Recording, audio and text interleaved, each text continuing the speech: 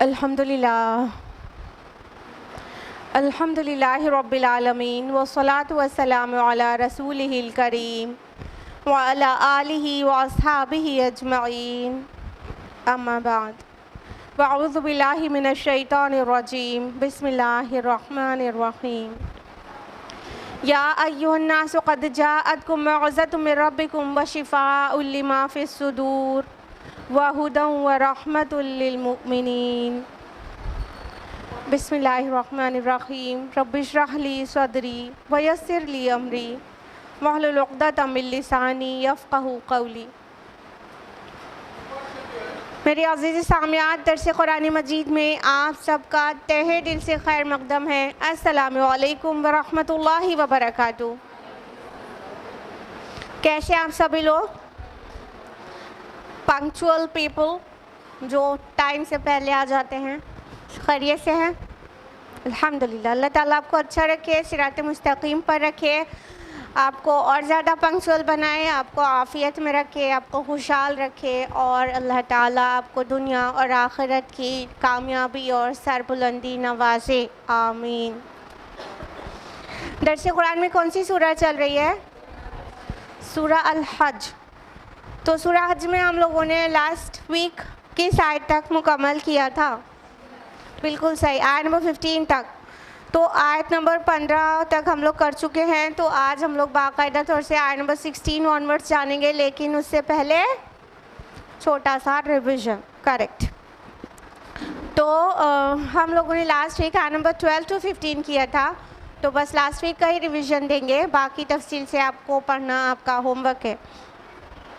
آیت نمبر 12 میں ہم لوگوں نے جانا تھا کہ آیت نمبر 11 کی روشنی میں کہ جو لوگ کنارے کنارے پر اللہ کی عبادت کرتے ہیں، یعنی منافقین جو رسک لینا نہیں چاہتے اپنی جان اور مال کا، وہ لوگ کیا کرتے ہیں الٹیمیٹلی؟ پھر کیا ہے، کسی اور کو اللہ کے علاوہ پکارنے لگتے ہیں جو انہیں نہ فائدہ دیتا ہے نہ نقصان، یعنی وہ غیر اللہ نہ فائدے کے اوپر قادر ہوتے ہیں نہ نقصان دینے پر، بلکہ صرف اللہ تعالیٰ ہی قادر مطلق ہے۔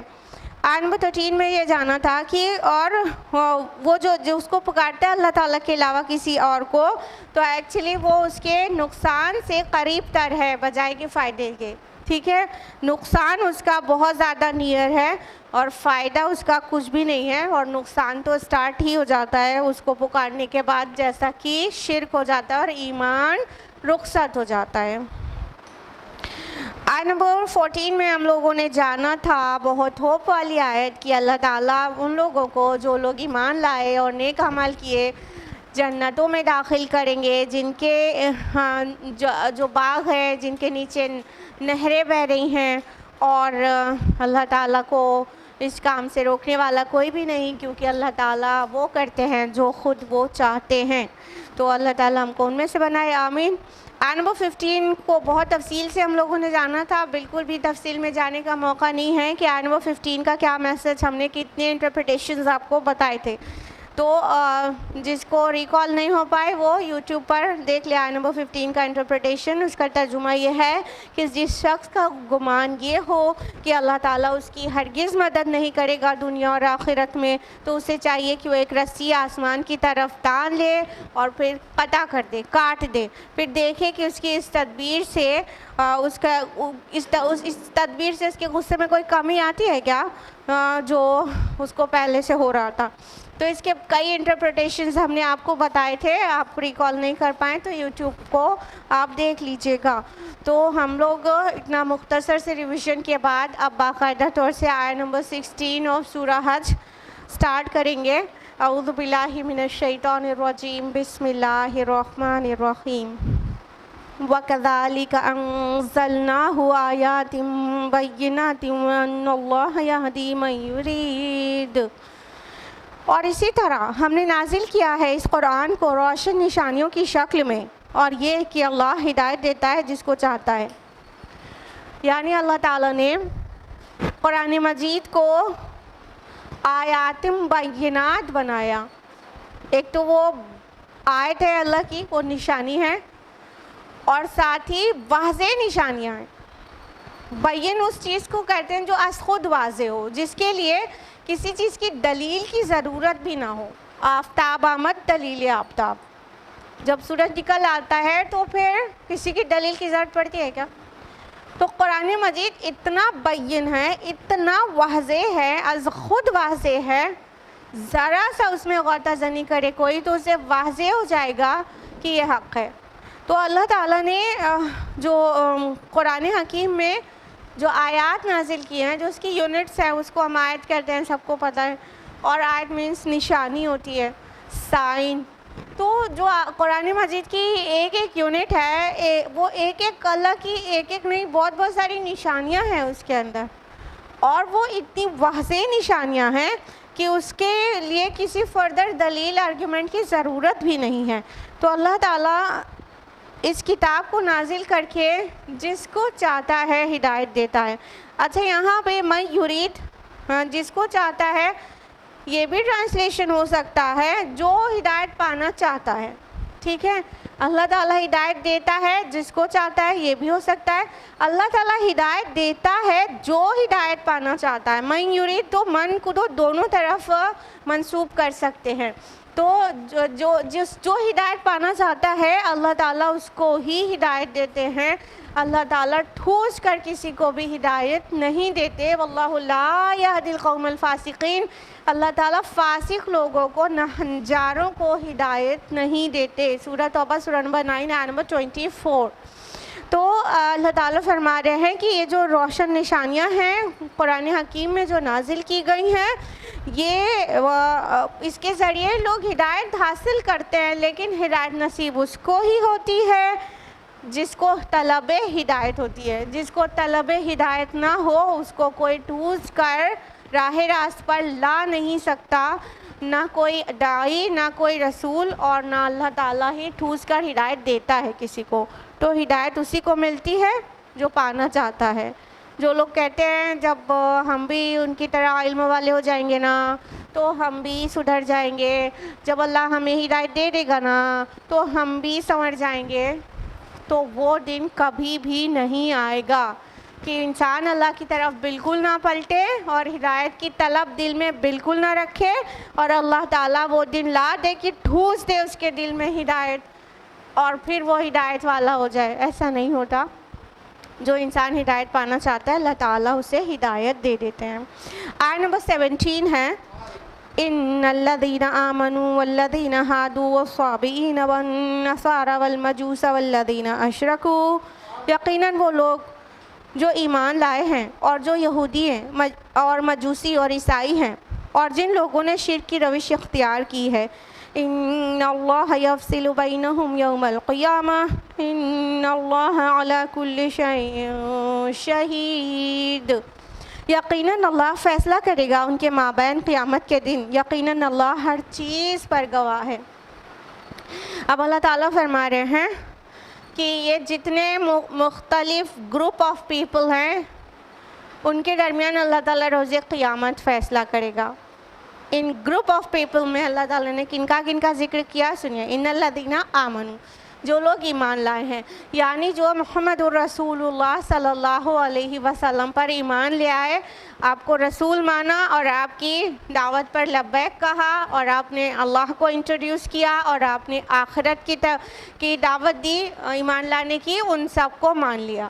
تو ایمان والے کون ہیں؟ وہ جو محمد الرسول اللہ صلی اللہ علیہ وسلم پر ایمان لائے، ان کی تصدیق کی. ایمان کا معنی بھی یہی ہوتا ہے. کبھی آپ نے غور سے سوچا ہے ایمان کا معنی کیا ہوتا ہے؟ تو اسلامی اصطلاح میں ایمان کا معنی ہوتا ہے تصدیق بما جاء بہ النبی صلی اللہ علیہ وسلم. تصدیق کرنا ہر اس چیز کی جو نبی صلی اللہ علیہ وسلم لے کر آئیں. جب ہم نبی کو ریکگنائز کریں گے اور اس کو مطلب افرم کریں گے کہ ہاں وہ اللہ کے رسول ہیں، ان کی لائی ہوئی تعلیمات تو اس کے بعد ہی مانیں گے نا. قرآن حکیم پر ایمان تو اس کے بعد ہی لائیں گے نا. اللہ ایک ہے، اس کے بعد ہی ہم گواہی دیں گے نا. تو وہ لوگ جو ایمان لائے یعنی رسول اللہ صلی اللہ علیہ وسلم پر ایمان لائے، والذین ہادوا، اور وہ جو یہودی ہو گئے. یہ یہودی جو ورڈ ہے جو اور قرآن نے الذین ہادوا کہیں استعمال کیا ہے، اور بنی اسرائیل تو ان کامن بہت جگہ استعمال ہوا ہی ہے. تو یہ اس کا روٹ ہے ہاؤدن. ہاؤدن کا مطلب ہوتا ہے پشیمان ہونا اور شرمندہ ہو کر پلٹنا. تو یہاں سے یہ ڈرائیوڈ ہے ورڈ الذین ہادو یا یہودی ورڈ. اور یہ اس طرف بھی منسوب ہے کہ یعقوب علیہ السلام کے ایک بیٹے کا نام یہودا تھا, اس کی نسبت سے بھی یہ نام جو ہے یہودی پڑا ہے. لیکن جب اس کے معنی کو دیکھیں گے تو ہوتا ہے پشیمان ہونا, پلٹنا اور شرمندہ ہو کر کسی طرف لوٹنا. تو یہ یہودی جنہوں نے شرک کیا تھا, بچڑے کی عبادت کی تھی, تو اللہ تعالیٰ کی طرف سے ان کو پلٹنے کو بولا گیا تھا, تو وہ پلٹے تھے, توبہ کی اور ان کو سزا بھی دی گئی تھی. تو یہ بچڑے کی عبادت کرنے کے بعد پلٹے تھے, تائب ہوئے تھے. تو الذین ہادو کو الذین تابو میننگ بھی لے سکتے ہیں, وہ جو پلٹے تھے, جو ریٹرن ہوئے تھے اللہ کی طرف, اور وہ انہوں نے اپنے شرک کا اعتراف کیا تھا. تو الذین ہادو یہاں سے ڈیرائیوڈ ہے, اور یہودا جو کہ یعقوب علیہ السلام کے بیٹے کا نام تھا, ان کی پروجنی سے یہ لوگ ہیں, اس لیے بھی انہیں یہودی کہتے ہیں. وصابئین, اور صابی کے بارے میں آپ لوگ کچھ جانتے ہیں؟ صابی کون لوگ ہوتے ہیں؟ سنا ہے آپ نے, سورہ بقرہ میں ہے, آل عمران میں ہے, غور نہیں کیا؟ صابی ان لوگوں کو کہتے ہیں جو یحییٰ علیہ السلام کے پیروکار رہے ہیں. ایک اوپینین, مطلب کچھ لوگ یحییٰ علیہ السلام کے دین پر ان کی طریقے کی پیروی جنہوں نے کی, ان کو صابی کہتے ہیں. اور ساتھ ہی ستارہ پرست جو لوگ ہوتے ہیں ان کو بھی صابی کہتے ہیں, اور وہ اپنی نسبت شیث علیہ السلام کی طرف اور ادریس علیہ السلام کی طرف کرتے ہیں کہ وہ ان کے ٹیچنگز پر ایمان لائے اور عمل کرتے ہیں. تو دو اوپینینز ہیں صابی لوگوں کی, جن کو کہا گیا وہ صابئین. تو صابی یا تو یحییٰ علیہ السلام کے فالوورز یا تو ستارہ پرست لوگ جو کہ شیث علیہ السلام اور ادریس علیہ السلام کے پیروکار اپنے کو کہتے ہیں. تو یہ صابی ہو گئے. والنصارہ, نصرانی کون ہے؟ عیسائی. عیسائیوں کو نصرانی بھی کیوں کہتے ہیں بتائیے, پتہ ہوگا؟ ناصرہ شام کی ایک بستی کا نام ہے, ناصرہ. تو یسوع ناصری کہتے ہیں نا, جیزس آف نازریت کہتے ہیں نا, تو وہ جو ناصرہ ہے وہ شام کی ایک بستی کا نام ہے, جس کی نسبت سے مسیح علیہ السلام کو ناصری, یسوع ناصری بھی کہتے ہیں, جیزس آف نازریت. تو اس طرح یہ والنصارہ کا مطلب ہو گیا آف کورس عیسائی, جو یسوع ناصری کے پیروکار ہیں, جو کرسچنس ہیں. سم ٹائمز وہ اپنے کو جیزس کرائسٹ سے کرسچنس بتاتے ہیں, اور قرآن حکیم نے ان کو عیسائی کے بجائے نصارہ بھی کہا ہے. تو نصارہ مطلب جو یسوع ناصری کے پیروکار ہیں. والمجوس, المجوس کون ہیں؟ مجوسیوں کے بارے میں کچھ جانتے ہیں آپ لوگ؟ ہاں ماشاء اللہ, بارک اللہ, کریکٹ. مجوسی جو فائر ورشپرز ہیں, جو آگ کی عبادت کرتے ہیں, ان کو بیسیکلی جانا جاتا ہے المجوس. اور یہ ایران کے لوگ ہیں بیسیکلی, اور ایران میں جو اس کا مشرقی حصہ ہے خوارزم, وہاں پر ایک نبی کی پیدائش ہوئی, زوراستر, زرتشت. وہ کہتے ہیں کہ وہ جن کے فالوور ہیں زرتشت کے یعنی زوراستر کے, وہ کہتے ہیں زوراستر یا زرتشت نبی تھے, ٹھیک ہے. تو یہ کہتے ہیں کہ ان کے اس نبی کے فالوور ہیں, اور ان کے ریلیجن کو زوراسترزم بھی کہتے ہیں, اور انڈیا میں ان کو پارسی کہتے ہیں ان کے فالوورز کو, اور ریلیجن کو پارسیزم بھی کہتے ہیں. You must be aware of Parsism نا. پارسی ہندوستان میں سب سے زیادہ ممبئی میں رہنے والے لوگ ہیں, بس کچھ لاکھ ان کی آبادی ہے, بہت تھوڑے ہیں, لیکن ان کی اکثر آبادی ہندوستان میں ممبئی میں رہنے والی ہے. تو یہ ان کا جو عقیدہ ہے اور جو ان کا ایمان ہے وہ دو خداؤں پر بلیو کرتے ہیں. آپ کو پتہ ہوگا ایک خدا نیکی کا خدا کہتے ہیں, اس کو یزداں کہتے ہیں. یزداں نیکی کا خدا ہے اور اس کا مظہر آسمان میں سورج ہے اور زمین پر فائر ہے, آگ. اور دوسرا بدی کا خدا بھی ان کے ہاں وجود رکھتا ہے معاذ اللہ, اور اس کو اہرمن کہتے ہیں اور اس کا مظہر ہے اندھیرا. اور ان کا مطلب جو عقیدہ ہے مجوسیوں کا یا زوراسٹرنزم کو فالو کرنے والوں کا, تو وہ یہ کہ یہ دنیا اہرمن اور یزداں کی آمازگاہ ہے اور یہ ایک کے بعد ایک کوئی نہ کوئی ڈومینیٹ ہوتا رہتا ہے, یعنی کبھی روشنی ہوتی ہے کبھی اندھیرا ہوتا ہے. لیکن ان کے عقیدے کے مطابق جو یزداں ہے اس کی کامیابی یقینی ہے, یعنی نیکی کا خدا جو یزداں ہے اس کی کامیابی یقینی ہے, فائنلی وہ کامیاب ہوگا. اور ان کی کتابوں کے نام بتائیے, آپ لوگوں کو پتہ ہے پارسیزم کی بکس کسی کو پتہ ہے؟ Are you aware of it? ارے آپ لوگوں نے نام سنا ہوگا بھول گئے. دساتیر اور اوستا, ابھی یاد آیا؟ تو پارسی لوگ دساتیر اور اوستا کو فالو کرتے ہیں بک فارم میں, اور جو زوراسٹر جن کی طرف یہ اپنے کو منسوب کرتے ہیں زرتش نبی کہتے ہیں, وہ 630 BC ٹو 552 BC میں رہے ہیں, یعنی وہ 630 قبل مسیح سے 552 قبل مسیح کے درمیان وہ ایران کے علاقے میں انہوں نے اپنی زندگی گزاری ہے. تو یہ انفارمیشن ہے آلموسٹ مجوسیوں کی, اور الٹیمیٹلی چونکہ ان کا خدا جو یزداں ہے وہ اس کا مظہر اس کا دنیا میں وہ آگ ہے, تو وہ آگ کی پوجا کرتے ہیں, فائر ورشپرز ہیں, آگ کی پوجا کرتے ہیں. لیکن ان کے ایسے مورتی پوجا والا شرک نہیں ہے, فائر ورشپرز ہیں, آگ کی تو مطلب پرستش کرتے ہیں لیکن وہ مورتی پوجا نہیں کرتے ہیں. تو یہ المجوس ہو گئے. والذین اشرکوا, اور جو لوگ جنہوں نے شرک کیا اللہ کے ساتھ اور پارٹنرز ایسوسیٹ کیے. جب ان سارے گروپس کو الگ کر دیا گیا تو مشرکین آف کورس کس کو کہا گیا؟ یوزولی آئیڈل ورشپرز کو.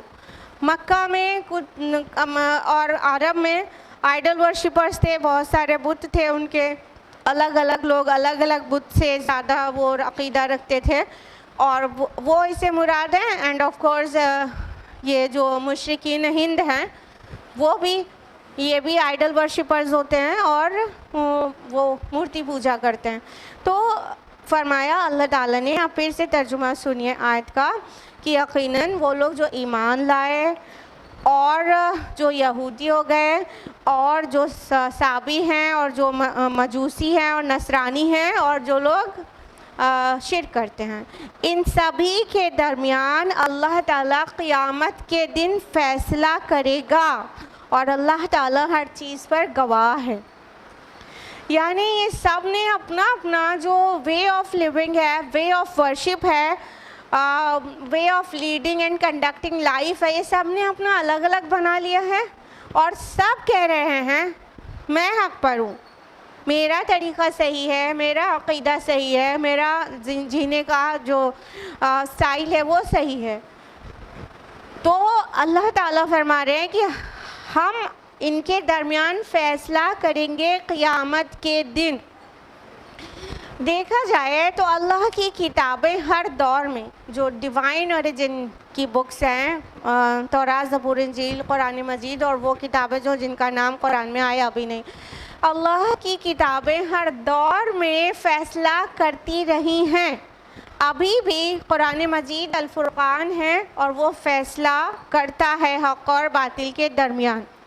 لیکن یہ جو فیصلہ ہے وہ کنوے کر دینے کی حد تک ہے, لیکن اس فیصلے کو نافذ ہو جانے کا دن آئے گا قیامت کا دن.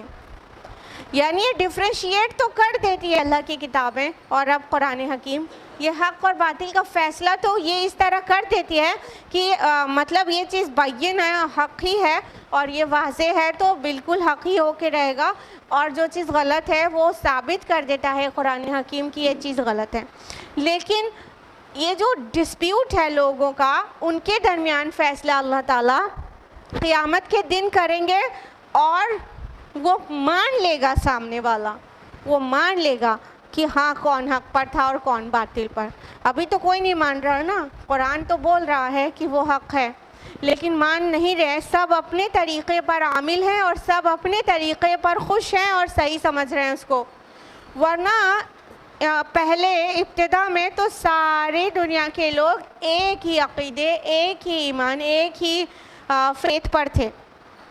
پھر لوگوں نے اپنا اللہ تعالیٰ کے ساتھ شرک کرنا شروع کیا اور لوگ گروہ در گروہ ہو گئے، اور ہر گروہ جو اس کے پاس ہے اس کے ساتھ مگن ہے اور خوش ہے، اور دوسروں کے ساتھ جھگڑا کر رہا ہے کہ وہ حق پر ہے اور سامنے والا باطل پر ہے۔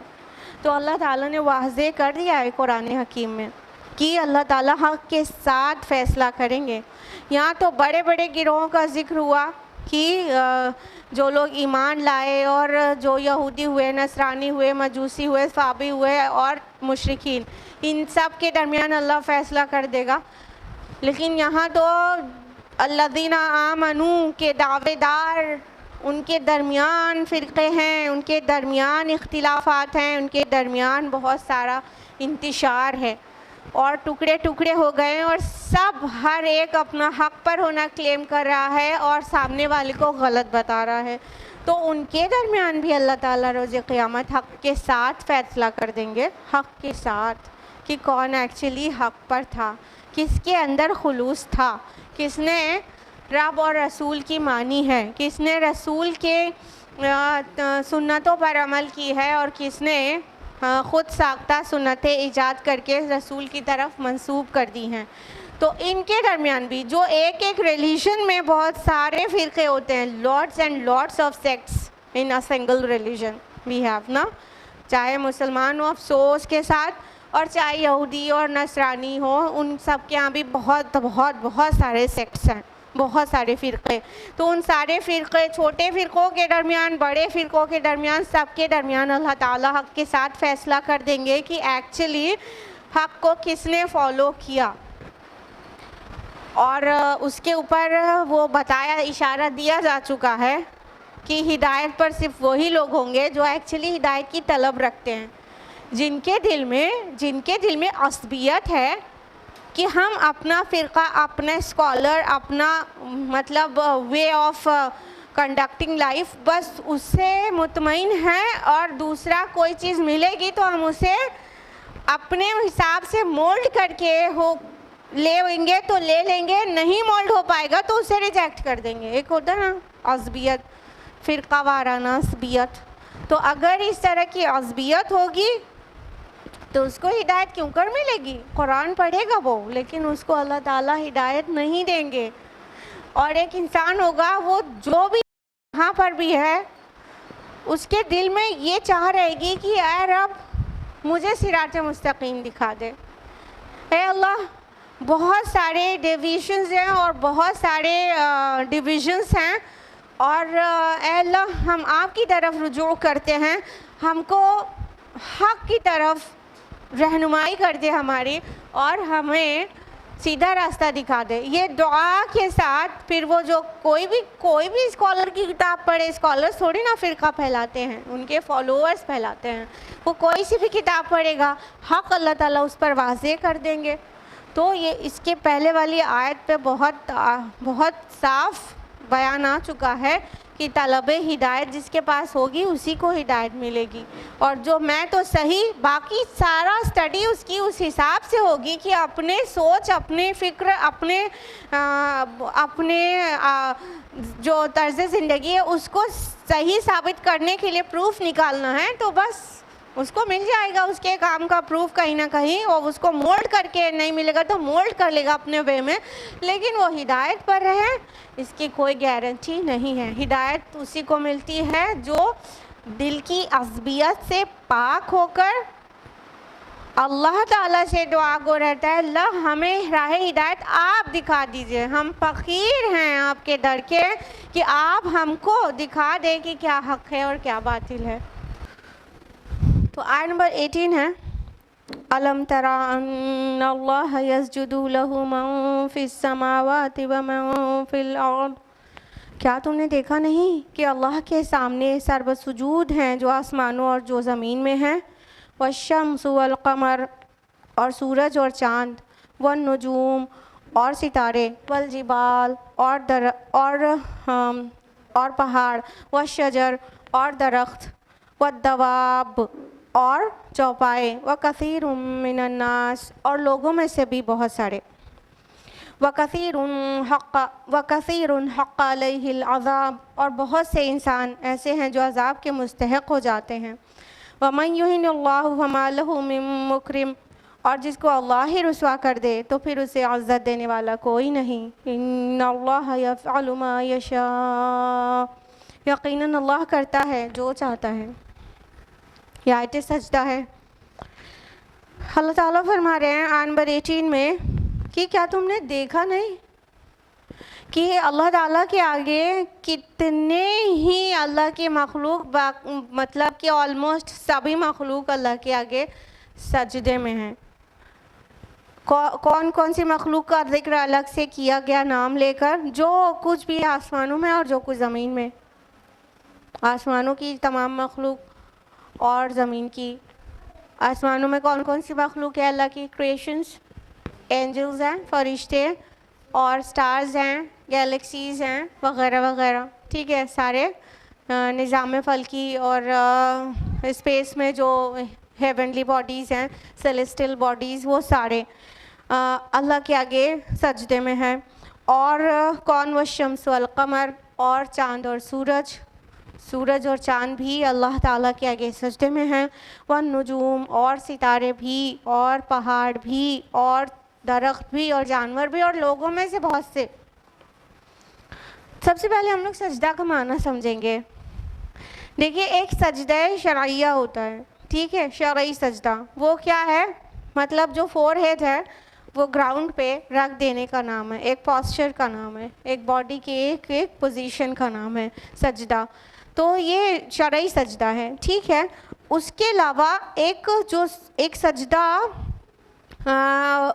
اطاعت کا سجدہ بھی ہوتا ہے۔ کہنے کا مطلب جو معنی لغوی معنی ڈکشنری میننگ لٹرل میننگ اس سے مراد ہے کہ اللہ کے مطیع فرما بردار ہیں، جو کچھ بھی ہے آسمانوں میں، زمین میں، سورج، چاند، ستارے، درخت، پہاڑ اور جانور اور بہت سارے انسان۔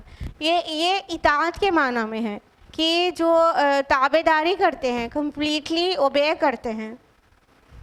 تو اس معنی میں بھی اللہ کے آگے جھک گئے، یعنی سرنڈر ہو گئے اور جو اللہ تعالیٰ کا آرڈر ہے اس کے حساب سے چلتے ہیں اور 1 انچ بھی نہیں کھا سکتے ہیں۔ اب کوئی بھی مثال لے لیجئے، اب انسانوں کو چھوڑ کے باقی کوئی بھی مثال لے لیجئے کہ آپ کو ایسا مطلب نظر نہیں آتا جیسے سورج کا جو نظام ہے، پورا نظام شمسی، وہ کتنا پابند ہے اللہ تعالیٰ کے آرڈر کا۔ جس طرح اللہ تعالیٰ چاہتے ہیں اس طرح وہ ریوالو کر رہے ہیں۔ جب سورج کا نکلنا جو کیلنڈر میں ہمارے ہاں ریکارڈ میں ہے، اگلے سال بھی اسی دن اسی جگہ سے وہ نکلتا ہے۔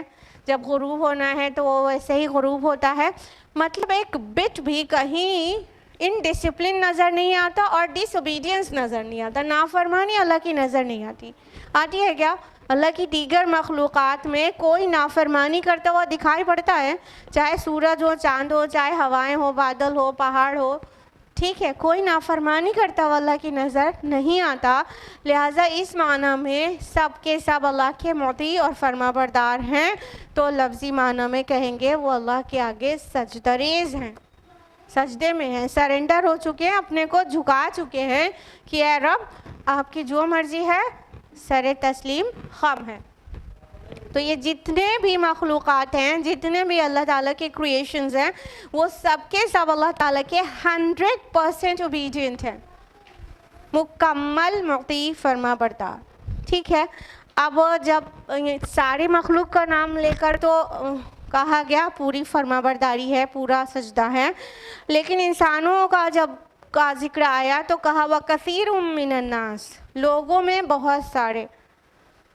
یعنی کتنا دل دہلانے والا موقع ہے نا کہ انسانوں کے لیے نہیں کہا گیا کہ سارے کے سارے انسان بھی. اس سے کیا پتہ چل رہا ہے؟ اس سے یہ پتہ چل رہا ہے کہ انسان جیسا کہ ہم لوگ دیکھتے ہی ہیں کہ کچھ فرما بردار ہیں اللہ کے، کچھ سجدہ کرتے ہیں اللہ کو، اور کچھ نافرمان ہیں. نافرمان ہیں.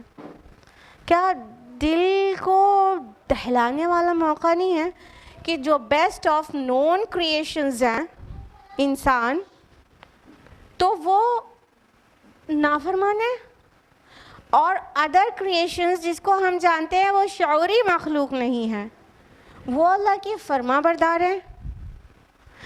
یہ آپ کو ٹھیک سے پتہ ہے کہ اللہ تعالیٰ نے انسانوں کو فری ول دیا ہے نا، چوائس دی ہے کہ وہ جو بھی چاہے عمل کرے، چاہے تو رب کی فرما برداری کرے اور چاہے تو نافرمانی کرے. تو اسی فری ول کا، فریڈم آف چوائس کا وہ ناجائز فائدہ اٹھاتا ہے اور اللہ کی نافرمانی کرتا ہے. جبکہ انسان پورے وجود سے بھی پورا نافرمان نہیں ہو سکتا. کچھ باڈی آرگنز اس کے مرضی سے چلتے ہیں، بس وہی وہ نافرمانی کر سکتے ہیں. اور انسان خود پورے وجود سے اللہ کی نافرمانی کر لے گا، وہ اس کے لیے تصور محال ہے، وہ نہیں کر سکتا. دیکھیے ہمارا ہارٹ ہے جو، وہ اللہ کا مطیع ہے نہیں ہے، وہ ہماری مرضی سے دھڑکتا ہے. ہم اس کو ریسٹ دینا چاہتے ہیں تو ریسٹ میں جاتا ہے کیا؟ حالانکہ کوئی دینا نہیں چاہے گا ریسٹ. ایک بات کہہ رہے ہیں. ہاں، تو ہمارا دل، ہمارے لیور، ہماری کڈنی، ہمارا برین سب اللہ کے مطیع ہیں. وہ باڈی آرگنز جس پہ ہمارا بس نہیں چل پاتا تو وہ اللہ کے مطیع اور فرما بردار ہے، وہ اللہ کے آگے سر بسجود ہیں. لیکن بس وہ باڈی آرگنز جو ہمارے ول سے چلتے ہیں ان سے ہم اللہ کی نافرمانی کرتے ہیں. آنکھیں ہو گئی، ہاتھ ہو گیا، پیر ہو گیا، زبان ہو گئی، اللہ اکبر. تو یہ انسان بھی پورا کا پورا اللہ کا نافرمان نہیں ہے. وَكَثِيرٌ مِّنَ النَّاسِ کہا گیا، بہت سارے لوگ. تو ہر ایک انڈیویژول انسان کا بہت سارا پورشن تو اللہ کا مطیع فرما بردار ہے، اور کچھ جو مطلب جس کو فریڈم آف چوائس ہے اور اس کو حرکت کرنے اور عمل کرنے میں اس کی سوچ اور اس کی مرضی کا عمل دخل ہے، بس وہی اللہ کے نافرمان ہیں. لیکن ان میں سے بھی لوگ، اللہ کے نیک بندے، اللہ کے اولیاء، اللہ کے مومنین صالحین، وہ لوگ اللہ تعالیٰ کے، اس میں سے بھی لوگ فرما بردار ہیں. یعنی وہ ہاتھ، زبان، آنکھ، پیر، یہ سب والے جو گناہ وہ غلطی کر سکتے، اپنی مرضی سے چلا سکتے، وہ بھی اس کو بھی رب کا مطیع فرما بردار بنا دیتے اور رب کی مرضی سے چلاتے ہیں. تو یہاں پہ کہا گیا وَكَثِيرٌ مِّنَ النَّاسِ، اور لوگوں میں سے بھی بہت سارے. اور فرمایا اللہ تعالیٰ نے آگے کہ اور بہت سارے انسان ایسے ہیں جو عذاب کے مستحق ہو جاتے ہیں. یعنی اللہ تعالیٰ نے تو اس کو بہت عزت والا، اکرام والا بنایا تھا. وَلَقَدْ كَرَّمْنَا بَنِي آدم، ہم نے ہر بنی آدم پر کرم فرمایا. We have honoured all the children of Adam. اللہ تعالیٰ نے تو یہ کہا سورہ اسراء سورہ نمبر 79 نمبر 70 میں. لیکن انسان ہے کہ عذاب کا مستحق کیوں ہو جاتا ہے؟ وَمَن يُهِنِ اللَّهُ فَمَا لَهُ مِن مُكْرِمٍ، اور جس کو اللہ ہی رسوا کر دے اسے عزت دینے والا کوئی نہیں.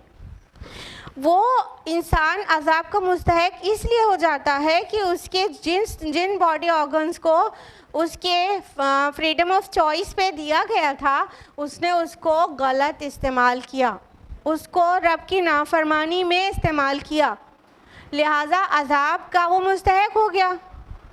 وہ اس بات کے لیے وردی ہو گیا کہ وہ اس کو پنشمنٹ دی جائے. تو وہ لوگ عذاب کے مستحق ہو جاتے ہیں، اور اللہ جسے رسوا کر دے تو اس کے لیے کوئی بھی ہدایت دینے والا نہیں پائے گا. اس کو کوئی عزت دینے والا نہیں، کوئی ہدایت دینے والا نہیں. اللہ کیوں کر رسوا کرے گا کسی کو؟ اللہ تعالیٰ کسی کو خود سے رسوا نہیں کرتے. بلکہ ایک اسٹیج آتی ہے انسان کی نافرمانیوں کی کہ وہ نافرمانیوں پہ نافرمانیاں، گناہ پر گناہ کرتا چلا جاتا ہے اور اللہ کی طرف کبھی بھی نہیں پلٹتا، کبھی بھی نہیں پلٹتا. تو اللہ سیل کر دیتے ہیں اس کے ہارٹ کو کہ اب اس کو طلب ہدایت آئندہ بھی کبھی نہیں ہوگی. تو وہ اسٹیج سمجھ لیجئے پھر اللہ تعالیٰ نے اس کو رسوا کر دیا. جو بھی بندے کرتے ہیں اس کو بھی سم ٹائمز اللہ تعالیٰ اپنی طرف منسوب کرتے ہیں. اس کا کیا مطلب ہے؟ اس کا مطلب یہ ہے کہ اللہ تعالیٰ کے اذن، اس کے سینکشن کے بنا تو کچھ بھی نہیں ہوتا نا. جو بھی انسان بھی کرنا چاہتا ہے، جو اس کی فری ول میں آ رہا ہے، اس کی رینج میں ہے اور وہ کر رہا ہے، چاہے حق کو چاہے باطل، چاہے اچھا کام کر رہا ہے چاہے برا، وہ جو کام کر رہا ہے وہ جب تک اللہ سینکشن نہیں کرے، گرانٹ نہیں کرے، تب تک تو نہیں کر سکتا. تو اللہ کا گرانٹ کر دینا یہ قرآن حکیم میں ان الفاظ میں بھی آیا کہ اللہ کر دیتا ہے، جبکہ اللہ never ever does any negative thing, never. تو یہ جو اللہ تعالیٰ کسی کو رسوا کر رہے ہیں تو کیوں کر رہے ہیں؟ وہ رسوائی چاہتا ہے، اللہ اسے گرانٹ کر دیتا ہے، سینکشن کر دیتا ہے، اذن دے دیتا ہے، اجازت کہ ٹھیک ہے غلط کام کرنا چاہتے ہو تو غلط کام کرنے کے لیے آزادی دے دیتا ہے. تو یہ اللہ تعالیٰ چونکہ سینکشن تو اللہ تعالیٰ ہی کرتے ہیں، اس لیے اللہ تعالیٰ اس کو اپنی طرف منسوب کرتے ہیں. تو اللہ تعالیٰ فرما رہے ہیں کہ جس کو اللہ رسوا کر دے اس کو کون عزت دلائے گا؟ کون عزت دلائے گا؟ کہاں سے لے کے آئے گا؟ بڑے بڑے لوگوں سے دوستیاں کرنا، بڑے دولت مندوں سے اور رولر سے، پوزیشن ہولڈر سے، ان سے دوستیاں کرنا، ان کے قریب ہونے کی کوشش کرنا، وہ عزت دلا دے گا انہیں؟ کبھی نہیں، کبھی نہیں. جس کو اللہ رسوا کر دے اس کی کوئی عزت نہیں، کہیں بھی نہیں. اور اللہ تعالیٰ جو چاہتا ہے کرتا ہے، یعنی اس کا جو مشیت ہے، اس کا جو ارادہ ہے، وہ دونوں ایک ہی چیز ہے. وہ جو ارادہ کرتا ہے وہ کرتا ہے، اور اس کی جو مشیت ہوتی ہے وہی اس کا ارادہ ہے. تو جو اس کی مرضی ہے وہ وہی کرتا ہے، اور وہ حق کے علاوہ کچھ نہیں کرتا، جسٹس کے علاوہ کچھ نہیں کرتا، پازیٹیوز کے علاوہ کچھ نہیں کرتا. اللہ تعالیٰ never does any negative thing. آیت نمبر 19 ہے، ہذان خصمان اختصموا فی ربہم. یہ دو گروہ ہیں جو اپنے رب کے بارے میں جھگڑ رہے ہیں. فالذین کفروا قطعت لہم ثیاب من نار.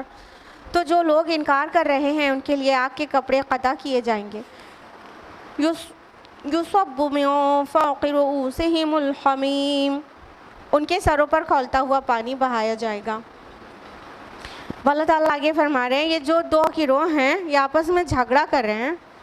یہاں پہ ہذانی خصمانی آیا. ہذا کا ڈوول ہے تثنیہ، اور خصمان خصم کا ڈوول ہے. خصم میں جھگڑا کرنے والا، جو آرگیومنٹ کرتا ہے. اور اختصموا آیا جو ورڈ اختصام سے ہے، اس کا مطلب ہوتا ہے ٹو آرگیو ایگریسولی، بہت جھگڑالو انداز میں، بہت چڑچڑے اور بہت لڑنے کے انداز میں بحثیں کرنا. ٹھیک ہے، تو اللہ تعالیٰ کہہ رہے ہیں یہ جو آپس میں جھگڑا کر رہے ہیں دو گروہ. ابھی پیچھے تو پورے ریلیجنز جس کو کہتے ہیں، پورے گروہوں کا ذکر تھا بڑے.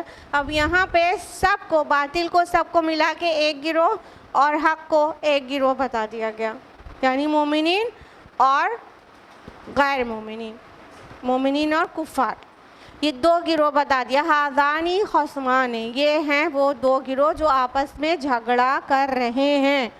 تو ان میں سے جو انکار کرنے والے ہیں، جو رب کی نافرمانی کرنے والے ہیں، جو اطاعت نہیں کرنے والے ہیں، ان کے متعلق یہ خبر دی جا رہی ہے جو کہ بہت بری خبر ہے کہ ان کے لیے آگ کے کپڑے کاٹے جا چکے ہیں. اللہ اکبر. کپڑوں کی کٹائی کب ہوتی ہے؟ جب کوئی موقع آنے والا ہو خاص طور سے، اور کاٹ رہے ہیں تو مطلب اب سلنا پہننا بس باقی ہے، ورنہ وہ سر پر ہے وہ موقع. کپڑے کٹ گئے تو مطلب سلنا ہی تو ہے، اور سل اس لیے رہے ہیں کہ کوئی پارٹی ہے، کوئی موقع ہے جس میں پہننا ہے. تو اس کی جو ڈے آف ججمنٹ ہے اور جہنم میں ان کے جانے کا جو نیئرنیس بتائی گئی ہے وہ اس انداز میں کہ ان کے کپڑے ناپے اور کاٹے جا چکے ہیں. اور وہ کپڑے کس کے ہوں گے؟ نار کے، فائر کے، آگ کے کپڑے. انہیں آگ کے کپڑے پہنائے جائیں گے گناہ گاروں کو، اور انہیں گندھک کے، سلفر کے بھی کپڑے پہنائے جائیں گے. تو کپڑے تو جب انسان جس باڈی فگر کا ہوتا ہے اس کے حساب سے ناپ کے کاٹے جاتے ہیں. تو سمجھ لو ابھی جو باڈی ہے اس کے حساب سے ناپ جوپ ہو چکی ہے، کپڑے کاٹے جا چکے ہیں آگ کے جو لوگ نافرمان ہیں. یعنی بس اسے پہنایا جانا باقی ہے، وہ دن آنے والا ہے بس کہ ان کو آگ کے کپڑے پہنا دیے جائیں. اور آگ کے کپڑے ذرا سا انگلی ذرا سا برنر میں لگ جاتی ہے یا توے میں ٹچ ہو جاتی ہے تو کیا حالت ہوتی ہے. اور آگ کے کپڑے لہم ثیاب من نار، ان کے لیے ہے garments of fire, garments of fire, آگ کے کپڑے. اب ہم لوگ تصور نہیں کر سکتے ہیں کہ آگ کے کپڑے کیسے ہوتے ہوں گے، لیکن وہ جو باڈی کو کور کرنے والی چیز کو ہم کپڑا کہتے ہیں تو وہ باڈی ان کی آگ سے کور کی جائے گی. اور اتنے پہ بس نہیں کیا جائے گا، ان کے سروں پر کھولتا ہوا پانی بہایا جائے گا. یصب من فوق رؤوسہم الحمیم، ان کے سر پر کھولتا ہوا پانی بہایا جائے گا. اور یہ جو یصب ورڈ آیا ہے تو سب کا معنی یہ نہیں ہوتا کہ ایک گلاس پانی پور کر دیا، نہیں، فلڈ آ گیا جتنا، جیسے بالکل گشٹ ہے واٹر اور فلڈڈ ہے واٹر، تو اس کے لیے سب ورڈ آئے گا. یعنی بہت سارا پانی بہا دیا جائے گا ان کے سر کے اوپر، بہت تیز کھولتا ہوا گرم پانی، تیز گرم پانی، حمیم. یہاں پر جو پانی آپ کا بوائل ہوتا ہے آپ کے برنر پر وہ 100 ڈگری سینٹی گریڈ کا ہوتا ہے، ٹھیک ہے، 100 ڈگری پہ بوائل ہو جاتا ہے. تو یہاں کی جو فائر ہے اس کا 69 ٹائم اور ایڈ کر لینے کے بعد 70 حصہ جو بنتا ہے اتنی گرم ہے وہاں کی فائر. تو وہاں کا پانی کتنا گرم ہوگا اگلی آیت سے پتہ چل جائے گا کہ وہ گرم کتنا ہوگا. آیت نمبر 20 ہے یُسْحَرُ بِهِ مَا فِي بُطُونِهِمْ وَالْجُلُودُ، اس سے جو کچھ ان کے پیٹوں کے اندر ہے سب گل جائے گا اور ان کی کھالیں بھی. اللہم لا تجعلنا منہم. تو جہنمیوں کے اوپر جب آگ میں تو ہوں گے، آگ کے کپڑے پہنے ہوئے ہوں گے، اوپر سے کھولتا ہوا پانی حمیم ان کے اوپر ڈالا جائے گا اور بہت زیادہ سا ڈال دیا جائے گا. تو کیا ہوگا کہ صرف ان کی کھالیں نہیں، پیٹ کے اندر بھی جو کچھ ہے، آنتیں ہیں، لیور ہے، کڈنی ہے، وہ سب گل کر باہر نکل جائے گا. اور انسان بس کہ اس کو کسی طرح بچا لیا جائے، باہر نکال لیا جائے. اور وہ جب باہر جانے کی کوشش کرے گا تو کیا ہوگا پتہ ہے؟ آیت نمبر 21 وَلَهُمْ مَقَامِعُ مِنْ حَدِيدٍ، اور ان کے لیے لوہے کے ہتھوڑے ہوں گے. یعنی انسان جب جہنم میں گرمی سے پریشان ہو کر، جلن سے پریشان ہو کر اور وہاں کے عذاب سے بالکل تڑپ کر چاہے گا کہیں سے ایگزٹ کا راستہ مل جائے، کہیں سے باہر ہو جائیں یہاں سے، تو ان کے اوپر بڑے بڑے گرز ہوں گے، ہتھوڑے ہوں گے، بھاری بھاری ہتھوڑے. اس کو ان کے سروں پر مار دیا جائے گا. اور مارا جائے گا تو کیا حال ہوگا؟ یہ مسند احمد کی ایک حدیث میں آتا ہے کہ یہ جو جہنم کے گرز ہیں نا، ہتھوڑے، اگر یہ زمین پر جن سے جہنمیوں کو پیٹا جائے گا، اگر یہ زمین پر لا کر رکھ دیا جائے تو تمام انسان اور تمام جن مل کر اس کو اٹھا نہیں سکتے. اور جب اس سے جہنمیوں کو مارا جائے گا تو وہ بالکل چور چور، ٹکڑے ٹکڑے ہو جائیں گے اور پھر انہیں پہلی حالت میں بدل دیا جائے گا. اور یہ پنشمنٹ جاری رہے گی. یعنی کہیں سے کوئی ایگزٹ لینا چاہ رہا ہے تو اس کے اوپر ہتھوڑے چلنا شروع ہو جائیں گے کہ اس کا پورا جسم قیمہ قیمہ بوٹی بوٹی ہو جائے گا، اور پھر اللہ کے حکم سے وہ پھر جڑ جائے گا۔ یہ سزا کوئی نہیں دے سکتا نا، جتنا ملٹی پلائی کر کے گناہ کیا ہے اتنا ملٹی پلائی کر کے سزا بھی ملے گی۔ یہاں تو معاملہ یہ ہے کہ درد کا حد سے گزر جانا ہے، دوا ہو جانا۔ اگر تکلیف حد سے زیادہ بڑھ جاتی ہے تو موت آ جاتی ہے، موت آ جاتی ہے تو تکلیف سے کہتے ہیں نجات مل گئی، ٹھیک۔ لیکن جو جہنم میں جانے کے بعد موت تو آنا نہیں ہے، بلکہ جب جسم چور چور ٹکڑے ٹکڑے ہو جائے گا تو پھر سے جوڑ دیا جائے گا۔ اور یہی سملر بات کہی گئی سورہ نساء سورہ نمبر 4 آیت نمبر 56 میں کہ جب جہنمیوں کی کھالیں گل جائیں گی تو ہم ان کی اسکن کو فریش اسکن سے چینج کر دیں گے، ان پر نئی اسکن نئی کھالیں لگا دیں گے تاکہ وہ جلنے کا مزہ چکھتے رہیں۔ یعنی جب اسکن پوری روسٹ ہو جائے گی تو اس میں جلنے کی جو فیلنگ ہے، کیونکہ پین ریسیپٹرز اسکن میں ہوتے ہیں، تو جو فیلنگ ہے جلنے کی وہ بند ہو جائے گی، تو اب تکلیف کم ہونے لگے گی، اب نہیں ہوگی، تو نئی اسکن لگ جائے گی تاکہ پھر سے تکلیف ہو۔ اور اسی طرح گرزوں سے مارا جائے گا جہنمیوں کو کہ وہ ٹوٹ پھوٹ کے ٹکڑے ٹکڑے قیمہ قیمہ ہو جائیں، اور پھر ان کو اللہ تعالیٰ پھر بنا دینے پر قادر ہے، اور پھر سے مارا جائے گا، پھر ٹکڑے ہو جائیں گے، اور اس طرح ہوتا رہے گا۔ یہ انتہا بدبخت کے لیے سزا ہوگی، ورنہ اللہ تعالیٰ نے ہر وہ سامان اکٹھا کر دیا ہے کہ اس کے بندے عذاب سے بچ جائیں، جہنم میں جانے سے بچ جائیں، وہ کسی بھی طرح ہدایت پر آ جائیں۔ اللہ تعالیٰ نے وہ سارے سامان کر دیا ہے، اللہ تعالیٰ نے رسولوں کو بھیجا، کتابوں کو بھیجا، اور ہدایت کا پورے آفاق اور انفس میں نشانیاں بکھرا دیں کہ بس بندے اس کے ایسی سزا پانے سے بچ جائیں کہ اے میرے بندو اللہ کا تقوی اختیار کرو۔ بار بار قرآن میں اللہ تعالیٰ نے کہا بندوں سے کہ بچ جاؤ، اللہ کا تقوی اختیار کرو۔ آیت نمبر 22 ہے کلما ارادوا ان یخرجوا منها من غم اعیدوا فیها، جب بھی وہ چاہیں گے اس میں سے باہر نکل جائیں غم کے مارے تو انہیں اسی میں واپس لوٹا دیا جائے گا۔ وذوقوا عذاب الحریق، اور ان سے کہا جائے گا چکھو اب مزہ اس جلانے والے عذاب کا۔ تو جو لوگ بھی وہاں سے نکلنا چاہیں گے انہیں لوٹا دیا جائے گا، تو کیسا غم ہوگا، کیسی بے بسی ہوگی، کیسا ریگریٹ ہوگا کہ کاش ہم نے یہاں آنے والے کام کرتوت نہ کیے ہوتے تو آج ہم اس ذلت کے عذاب میں نہ ہوتے۔ اس بات کا کتنا غم ہوگا، وہ ایک اور سائیکولوجیکل پنشمنٹ ہوگا۔ تو اس طرح، اور پھر جب ان سے کہا جائے گا چکھو، ٹیسٹ کرو جلنے کا عذاب۔ اب کسی کو ایک دم سے اٹھا کے آگ میں ڈال دیا جائے تو وہ کلیم کرے گا نا ایک وہ بتایا تو ہوتا یہ نہیں کریں گے تو یہ ہو جائے گا۔ اب آپ واپس آ جائیے، یو آر الائیو، آپ ابھی زندہ ہیں، الحمدللہ زندگی میں یہ باتیں سن رہے ہیں، پڑھ رہے ہیں قرآن حکیم میں، اور ابھی بچنے کا وقت ہے، ابھی دیر نہیں ہوئی، ابھی بھی ہم ہوش میں آ جائیں تو ہم اپنے آپ کو بچا سکتے ہیں، اور یہ جو غم والی پنشمنٹ ہے اس سے اپنے آپ کو اللہ تعالیٰ کی رحمت میں لے جا سکتے ہیں۔